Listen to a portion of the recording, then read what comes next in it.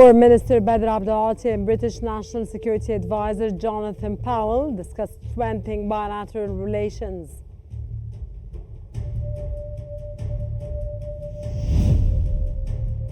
Egypt condemns the tragic hit-and-run incident in New Orleans, which resulted in multiple casualties. And Prime Minister Mustafa Madbouli reviews development plans with the local development minister and the governor of Qnews.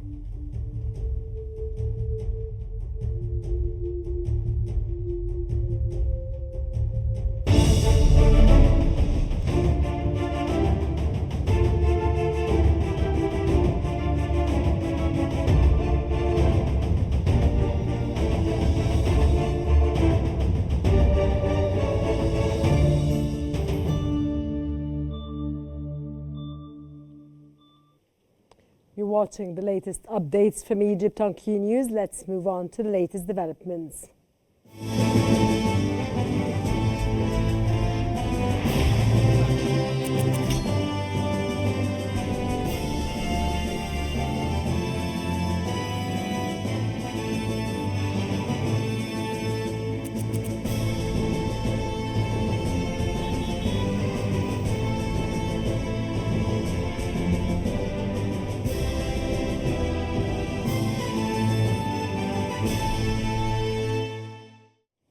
Foreign Minister Badr Abdulati and National Security Advisor to the British Prime Minister Jonathan Powell have discussed strengthening bilateral views on regional and international issues of mutual interest.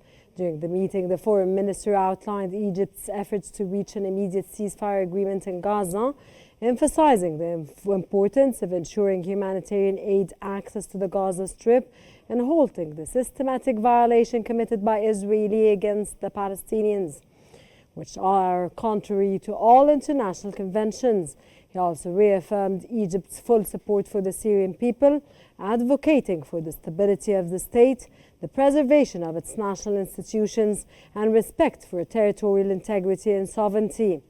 The minister stressed the necessity of a Syrian-led political transition that is inclusive and free from external interventions.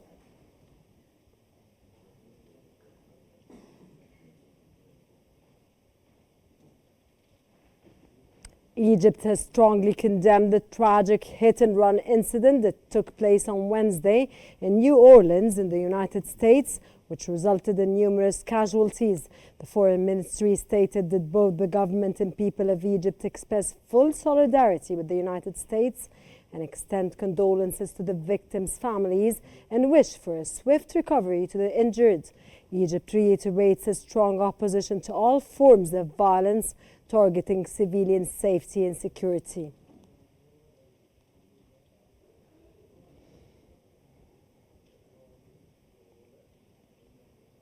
Egypt's Foreign Minister Badr Abdulati has emphasized the growing role of cultural diplomacy and software power in advancing national interests.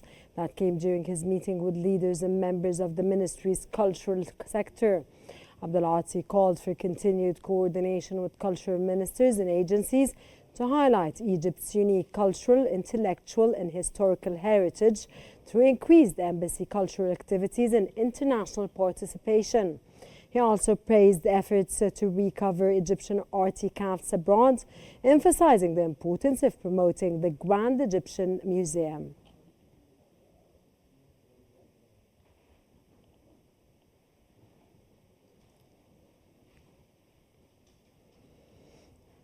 Prime Minister Mustafa Madbouli has met with the Minister of Local Development, Manal Awad, and the Governor of Qnews, Khalid Abdel Halim, to follow up on several issues and review the development vision for the Qnews Governorate.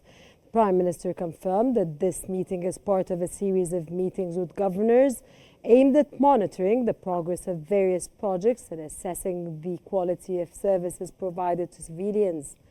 He also pointed out that Qnews Governorate possesses numerous promising development factors that qualify it to be a hub for industrial, agriculture, tourist and mining investments.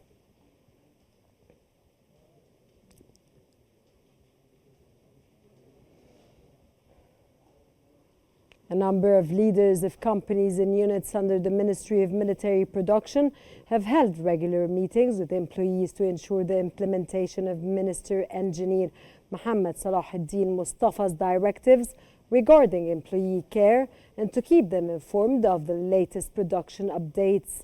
The head of the ministry's training sector, Abdurraouf Abdullah Musa, organized the meeting with workers to hear their suggestions and concerns. Additionally, several company leaders reviewed ongoing projects, emphasized deadlines, and praised exceptional employees while responding to concerns and suggestions for improvement.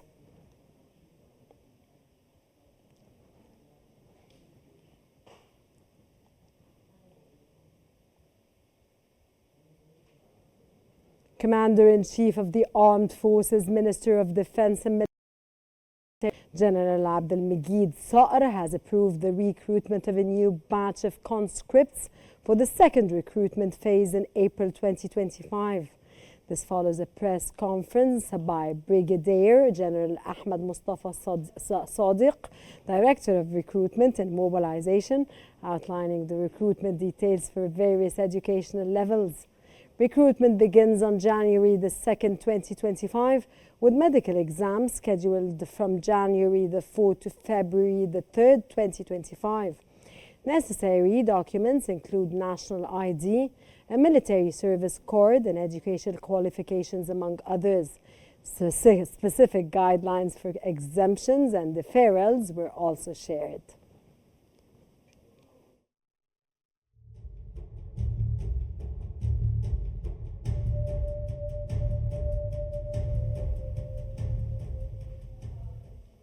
Minister of State for Military Production Mohammed Salahuddin Mustafa has made an unexpected visit to Hulwan Chemical Industries Factory 81, which supplies heavy ammunition and other military products to the armed forces.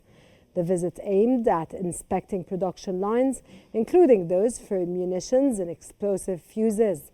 The minister also visited a production plant and rubber factory, which produces essential military and civilian products. He checked specialized paints factories supplying defense and national projects. The ministry was accompanied by senior officials from the Ministry of Military Production.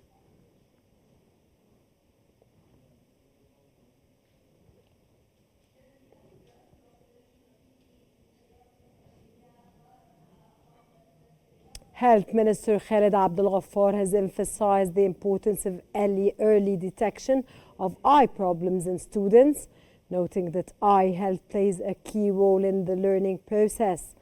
Health Minister and Education Minister Mohammed Abdel Latif took a tour that Our Children's Eyes, Our Future initiative at Mustafa Abdurrahman School in the village in Al Gharbiya Governorate. This initiative is part of the Presidential Bidaya Initiative for Human Development and is also part of their field visit to Gharbiya to assess the medical services being provided to citizens.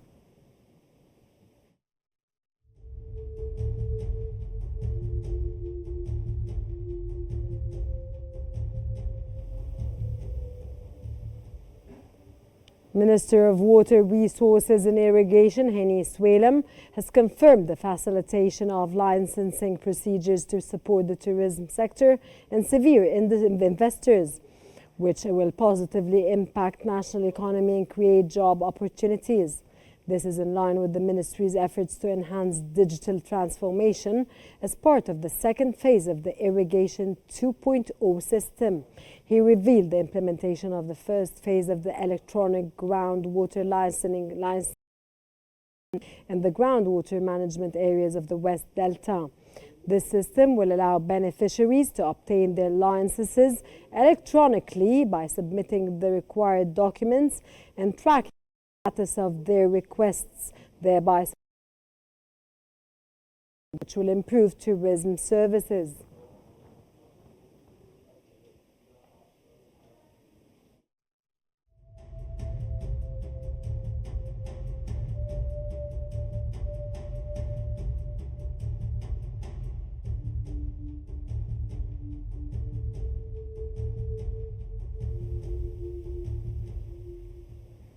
Environmental Minister Yasmin Fouad has met with the Minister of Civil Aviation Sameh Al-Hifni to discuss their collaborative efforts to address the impacts of climate change, the use of sustainable aviation fuel, and the promotion of ecotourism. During the meeting, Fouad emphasized the importance of further cooperation between two ministries to support environmental initiatives, especially in promoting tourism in Egypt, with a focus on ecotourism and nature reserves.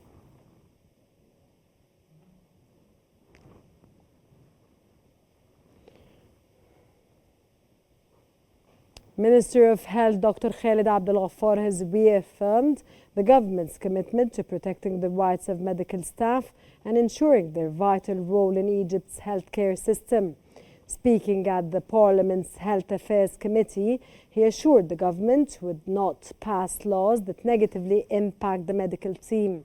He also emphasized that all proposed amendments to the medical responsibility law were put under careful review with legal experts to ensure their effectiveness.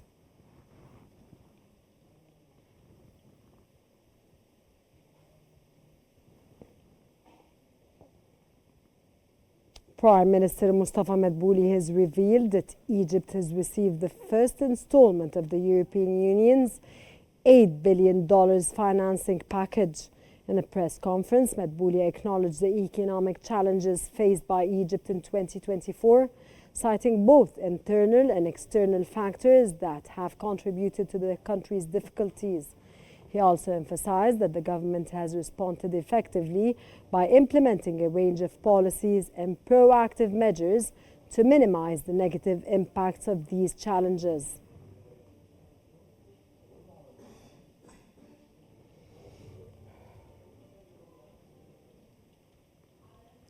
Petroleum Minister Karim Badawi has emphasized Egypt's participation in meetings and activities of the African Petroleum Producers Organization, highlighting Egypt's support for its efforts to benefit African peoples in local markets.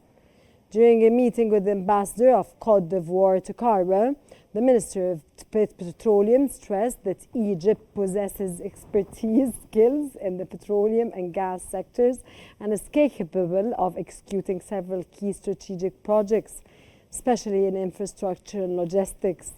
Benefiting from the strong political relations between the two countries, he also pointed out that Petrojet is already implementing an important strategic project in Côte d'Ivoire with the potential participation of many oil and mining companies.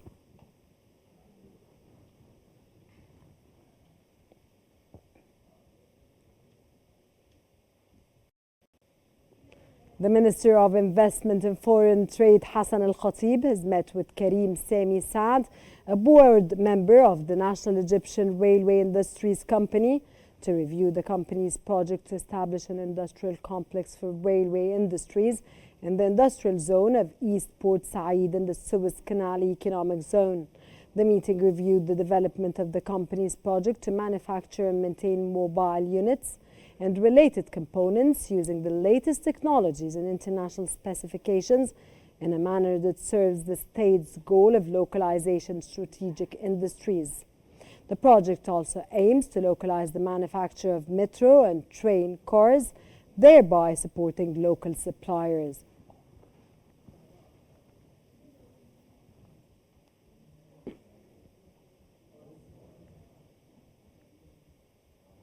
Egyptian stock exchange indices jumped at the end of trading today, the first session of 2025, to settle above 30,000 points. The main index of the stock exchange GDX 30 rose by 0.08%. The EGX 70 small and medium enterprises index also rose by 1.72%, and the EG 100 index increased by 1.79%.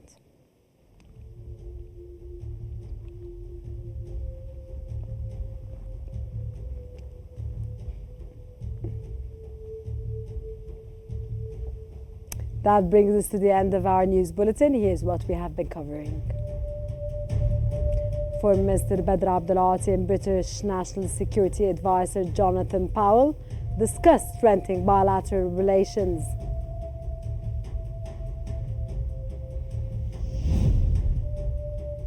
Egypt condemns the tragic hit-and-run incident in New Orleans, which resulted in multiple casualties.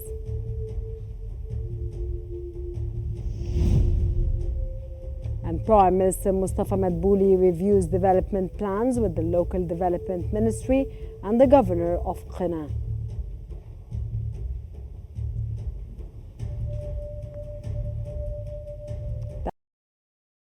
Remember to stay up to News for the latest developments.